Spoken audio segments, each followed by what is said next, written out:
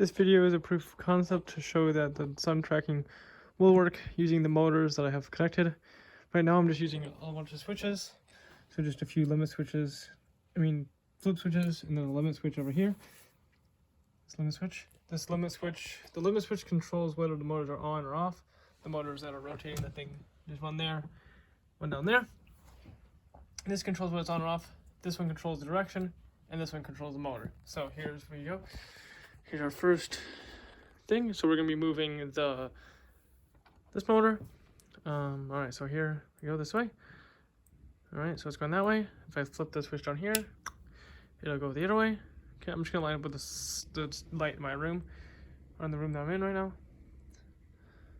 As you can see, it's moving it down. And it's close enough.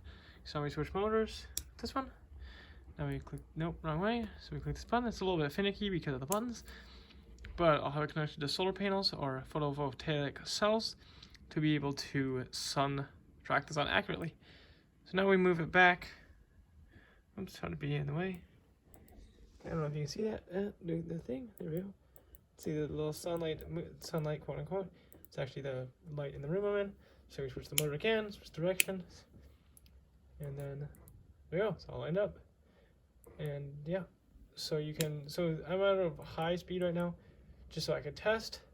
But at lower speed, you'll have more control. Both of these motors can go full 360, so all the way around, without interference. I mean, it kind of bumps against it, but like nothing serious. Yeah. So this is proof that the sun will be able to be tracked. I have made something using the photovoltaic cells that's worked to just track the sun for like 15 minutes. And I also use it, and it also worked to track a flashlight.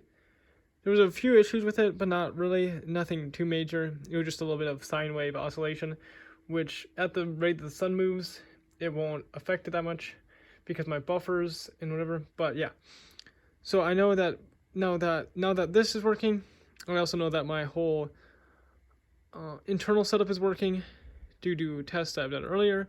I know that the sun will burn anything that is on this plate here. I also can move these up and down to change the focal length.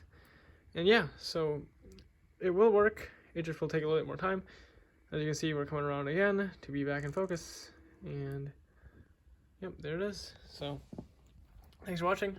Bye.